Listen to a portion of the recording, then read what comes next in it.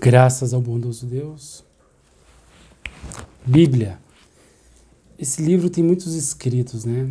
Esses escritos, eles vêm sim, graças a Deus, né? Sobre inspiração do Espírito Santo. Por que inspiração? Porque essas palavras, elas vêm trazendo o caráter de Deus, os sentimentos de Deus. Em muitos ditos e situações, expressa o que Deus sente. Deus é espírito e verdade, né? Ele é uma pessoa. Todo mundo, todas as pessoas, cada ser, ele só pode sentir o que Deus antes já sentiu.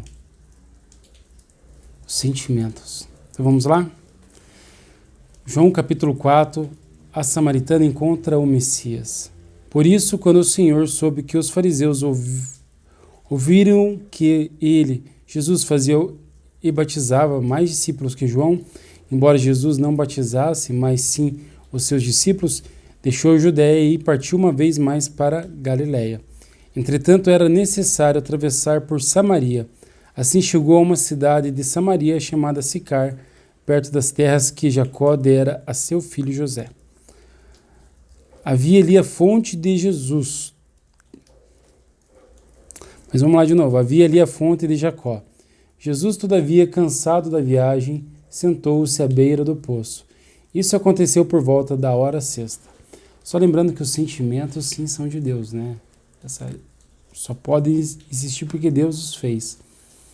Todavia, a forma com que são usados, Deus está escrito na palavra dele que ele se ira. Mas Deus se ira com justiça.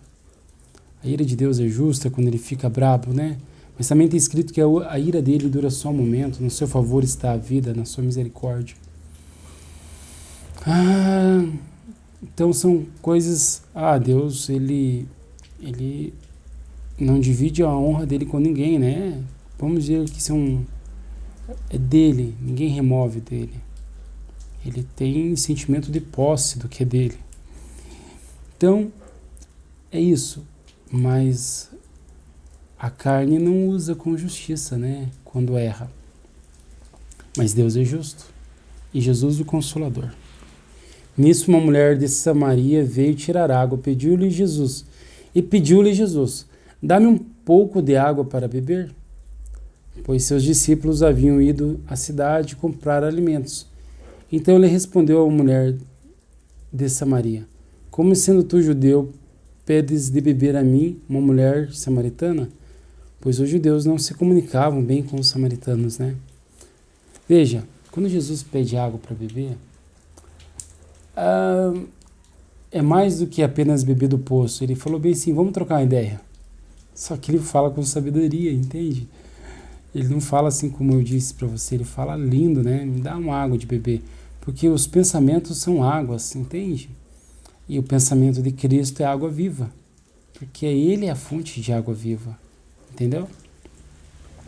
Jesus respondeu a ela, se conhecesses o dom de Deus e quem é o que te pede, dá-me de beber, tu lhe pedirias e ele te daria água viva.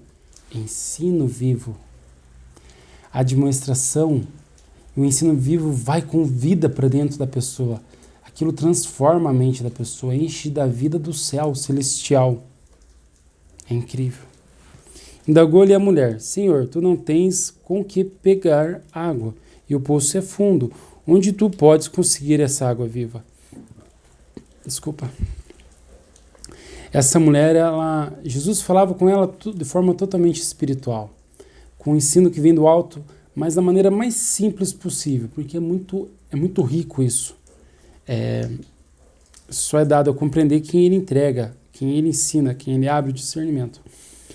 Então ele não falava da água física, ele não falava das coisas físicas, porque ele estava tão cheio de amor, de alegria, de benignidade, de felicidade, que o que ele estava se importando ali era enriquecer a alma dela. Indagou-lhe a mulher, Senhor, tu não tens com que pegar e o poço é fundo.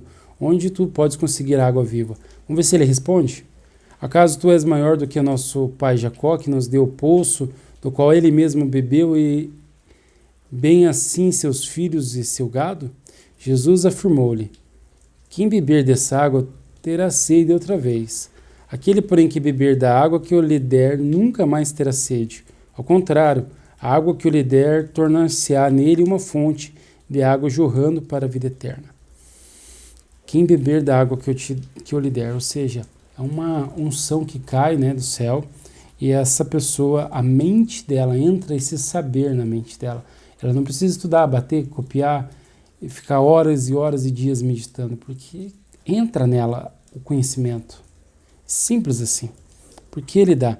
Então, mas naquele momento a sabedoria viva estava ali, ele 100% ali, um corpo de carne. E porque, onde que ela perguntou, onde tu tens essa água viva? Jesus é a fonte da água viva. Foi profetizado nos livros, ele é a fonte que seria aberta em Jerusalém. E foi aberta, e fincaram uma lança nele e jorrou dele sangue, que aquilo quer dizer que jorrou dele o espírito dele, que cai sobre nós, a vida, o conhecimento vivo, a verdade é uma sabedoria viva, ele é a sabedoria, 100% sabedoria, 100% espírito. Por mais que ele não respondeu, tinha um poço do lado do outro poço. Ela pensando sobre o poço da água, aquele poço que Jacó fez, e sendo Jesus o poço vivo, né? A fonte de água viva que jorra, à medida que ele abre a boca. Incrível, ele é incrível. A mulher lhe pediu, Senhor, dá-me dessa água para que eu não tenha mais sedes, nem preciso voltar aqui para tirar água. Olha, ela está falando de sede física, né? Mas Jesus estava falando com a mente dela, com a consciência dela. Você pode entender como se eu falasse para você, falando com o cérebro dela, mas não, ainda não é isso.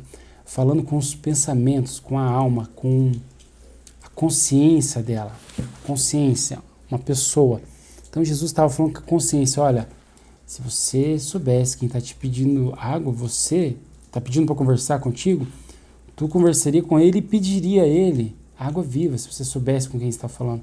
E ele te daria a água que jorra para a vida eterna, te daria unção divina, te daria ensino vivo, te faria um milagre contigo.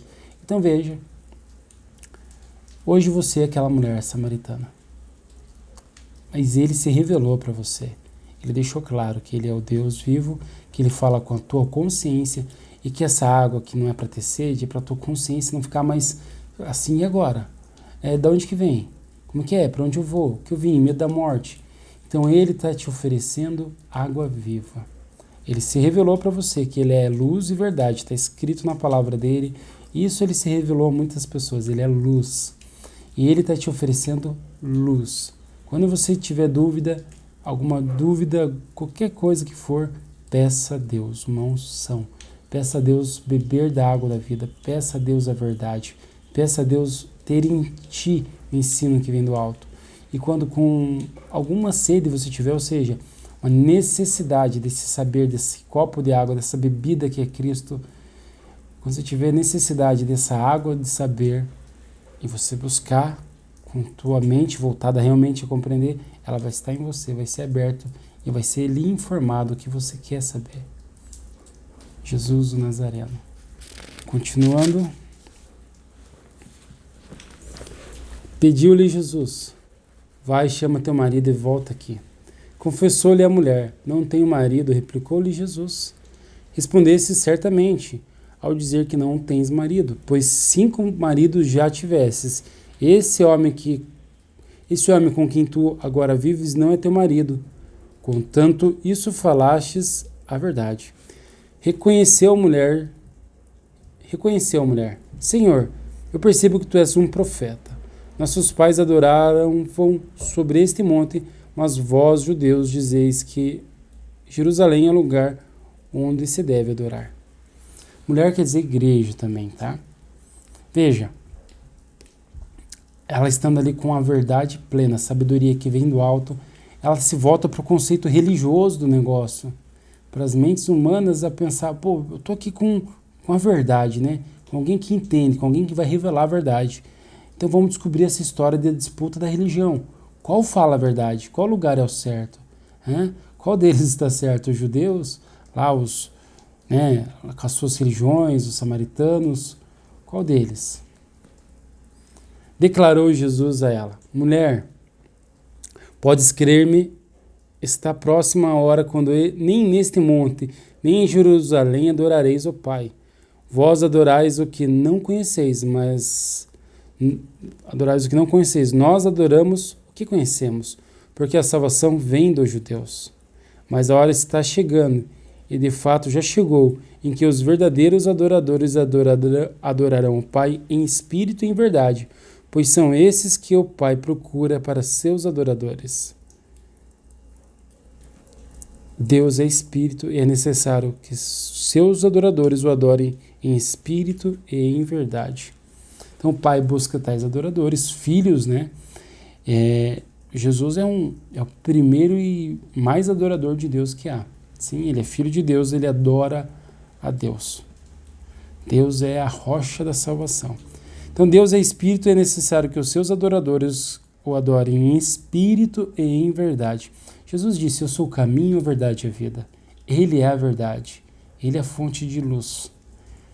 Então, quer dizer o seguinte, que as pessoas não adorarão mais a Deus na carne, mas vão adorar em espírito e em verdade, ou seja, em Cristo. Os seus espíritos em volta da luz, na eternidade, adorando a Deus. E Deus é amor.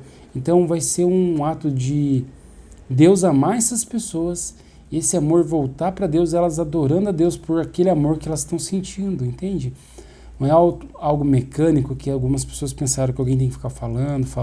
Não, é um sentimento incrível de adorá-lo. Isso é santo, isso é perfeito, isso é perfeito. Santo quer dizer perfeito, tá? Perfeito, perfeito, perfeito. Incrível.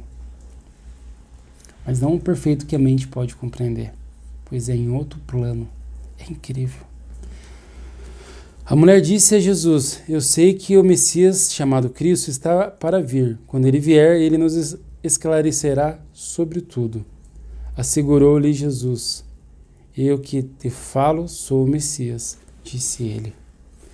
Neste ponto chegaram seus discípulos e se admiraram de que estivesse conversando com uma mulher. Todavia ninguém lhe perguntou: que queres saber ou por que falas com ela? A mulher então deixou seu cântaro, foi à cidade e disse aos homens, os homens daquela cidade: vinde e veja um homem que me disse tudo quanto tenho feito. Não seria este o Cristo, ou o Messias? Messias quer dizer ungido, né? O filho da promessa. Saíram, pois, da cidade e foram para onde Jesus estava. Enquanto isso, os discípulos insistiam com ele: mestre, come. Mas ele lhes disse: tenho alimento para comer que vós não conheceis. Então os discípulos disseram uns aos outros: será que alguém lhe teria trazido algo para comer? O alimento que Jesus tem para comer é esplêndido, e ele já estava se alimentando ali com aquele alimento. E cada vez que ele alimenta, ele fica mais fortificado. O alimento espiritual é muito melhor do que o físico. O alimento espiritual também enche de prazer, é delicioso, é maravilhoso.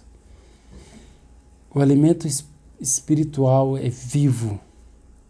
E aqueles que comem do alimento de Cristo hão de viver para sempre, pois Cristo comeu do alimento de Deus e é eterno.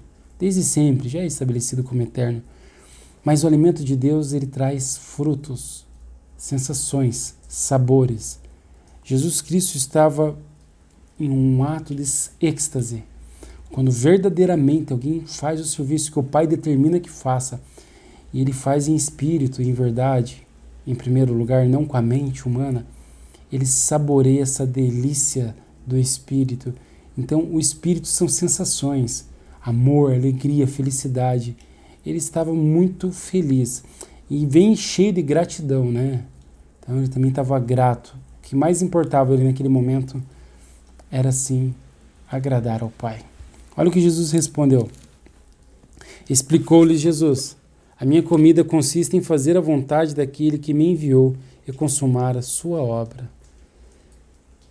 A consumação é o alimento de Cristo, o começo, meio e fim. É disso que a alma dele se alimenta. O Espírito, para ser mais exato, a alma temos nós, mas o Espírito de Cristo é mais respeitoso ao falar, né? Porque é puro, é 100% verdade.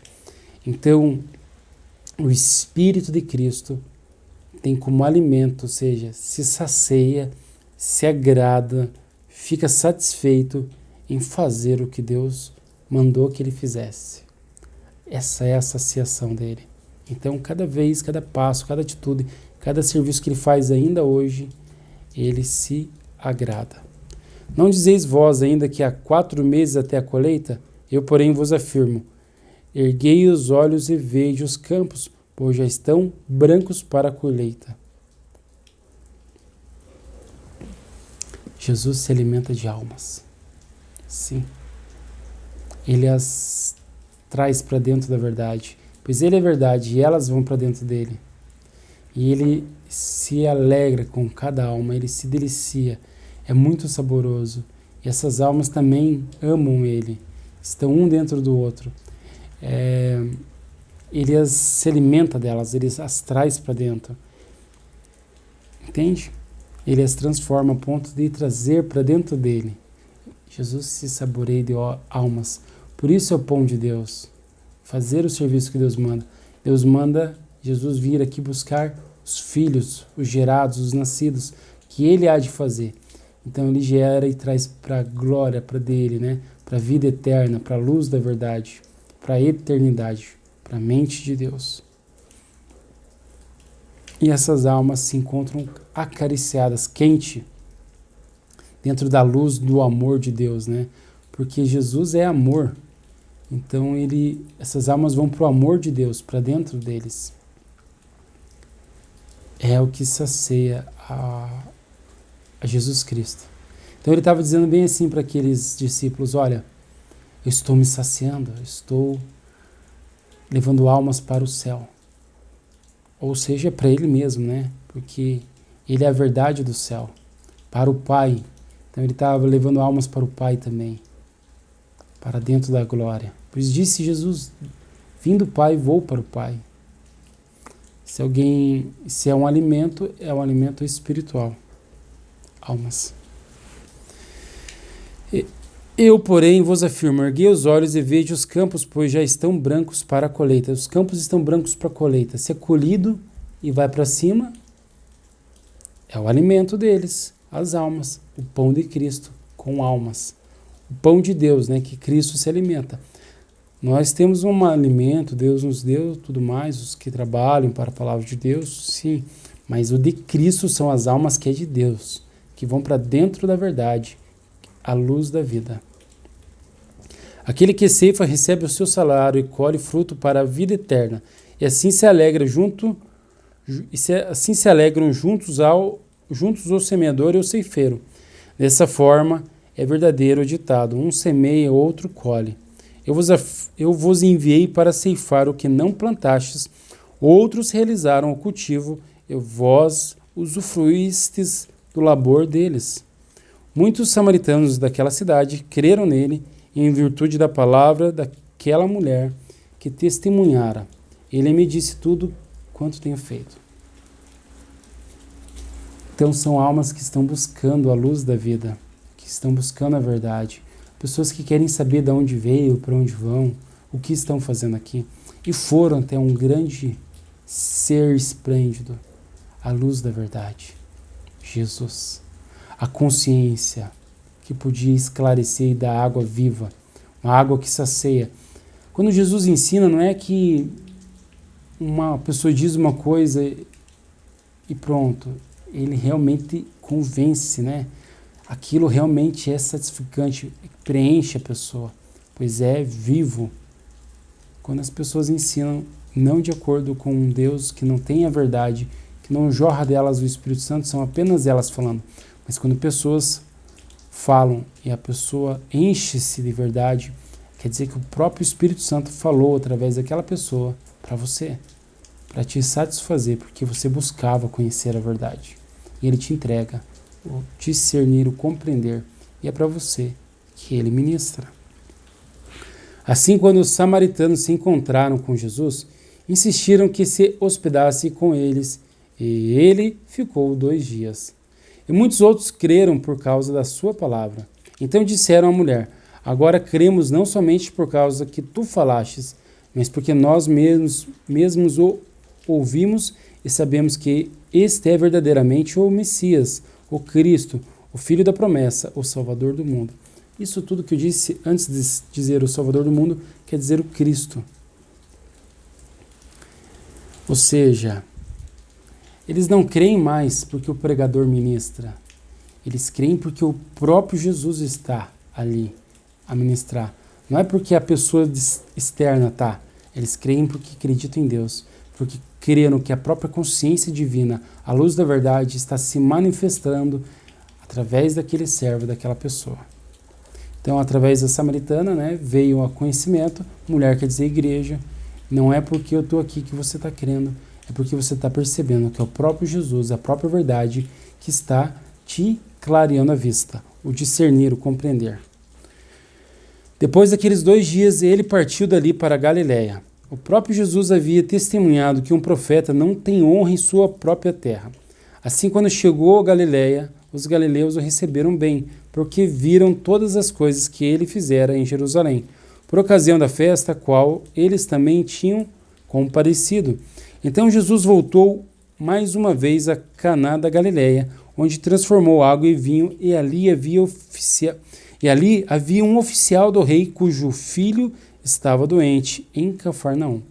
Quando ele ouviu que Jesus havia chegado a Galiléia, vindo da Judéia, dirigiu-se até ele. Ele implorou que descesse para curar seu filho, que estava a ponto de morrer. E Jesus lhe disse: a menos que vejais os sinais e maravilhas, nunca crereis.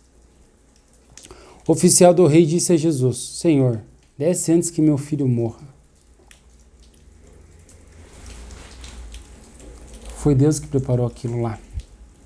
Aquele menino está naquela situação, para que outras pessoas viessem a acreditar que era ele sim o filho da promessa, o Salvador do mundo. Então, quando ele disse bem assim, a menos que vejais os sinais e maravilhas, nunca crereis, e depois o homem diz, o oficial do rei disse a Jesus: Senhor, desce antes que o meu filho morra, o menino morra. Não quer dizer que daquele momento o homem decidiu crer, ou ele pôde crer. Quer dizer que Deus preparou um sinal para que aquelas pessoas viessem a crer. Entende? E esse foi o sinal. Assegurou-lhe Jesus: pode seguir, o teu filho vive. O homem acreditou na palavra de Jesus e partiu. E quando estava descendo a caminho, seus servos vieram ao seu encontro e lhe deram a notícia: teu filho vive. Ou seja, quando Jesus falou àquele homem: pode seguir, o teu filho vive, não quer dizer que aquele homem decidiu crer. Quer dizer que com a palavra de Deus, que Jesus disse, saiu poder para a mente daquele homem, que foi tão autoridade, o que Jesus falou: pode descer, pode seguir, o teu filho vive, pode seguir. Foi uma palavra de autoridade, que não teria como ele voltar atrás, porque quando Deus fala, Deus convence. Então foi acrescido a fé daquele homem com a palavra do Senhor, a qual foi despejada sobre a mente daquele homem, porque a palavra não vem apenas com som quando parte de Deus, mas é cheio de vida, e aonde entra a informação, aquece o coração. Então inquiriu deles a hora em que o menino havia melhorado, e eles lhe disseram: ontem, à hora 7, a febre o deixou. Assim o pai reconheceu ser aquela mesma hora em que Jesus lhe dissera: o teu filho vive. E creu ele todos os que viviam em sua casa. Esse foi o segundo sinal realizado por Jesus, depois que veio da Judéia para Galiléia. O filho vive, o teu filho vive. A tua alma está vivendo. Pela palavra de Deus. Você é como que é o pai por fora, entende? Mas Jesus te deixou claro, fique despreocupado. Você é um filho de Deus. Você está vivo pelo poder da palavra de Deus. E nele foi achado. Graças e honra a Jesus Cristo. Não estava em você acreditar. Ele te trouxe aqui para você acreditar. Ele te guia, ele é teu mestre, ele é teu Senhor, ele é tua consciência. Ele te dá o que você necessita, a alma de Jesus Cristo, Filho de Deus. E você não vai ficar desamparado, porque ele é contigo. Ele vai te dar tudo o que você precisa, ele está para te amar. Ele te ama desde a fundação do mundo. Você é filho de Deus. Tudo o que você precisar na tua mente, conhecer, descobrir, discernir, não ficará sem água, ao ponto de procurar essa água e encontrá-la lá. Ele vai mover o universo, o destino, a realidade, para que você chegue à verdade, à vida eterna. Aqui, ó, ao discernir aqui dentro, porque ele há de se apresentar a você cada vez mais. E até aqui foi ele quem disse. Então, tudo que é necessário para que o externo, para que você não se afaste da luz da vida, é ele quem faz. Tudo que é necessário para que você chegue à vida eterna, ele é o teu caminho. Ele está contigo na tua mente. Entende? Não é o externo, por mais que eu disse sobre o externo. Ele vai fazer a verdade chegar até você em espírito. O Espírito de Deus que é eterno chegar na tua mente em tudo que você precisa. E o externo é o secundário, né? É o que ele te dá para você permanecer no caminhar, no discernir, no pensar, na estrada onde você cada dia mais, cada passo, cada atitude saboreia a verdade, que é Deus. Pai seja contigo, em nome de Jesus e pelo o nome de Jesus, graças ao nome de Jesus, que assim seja. Amém.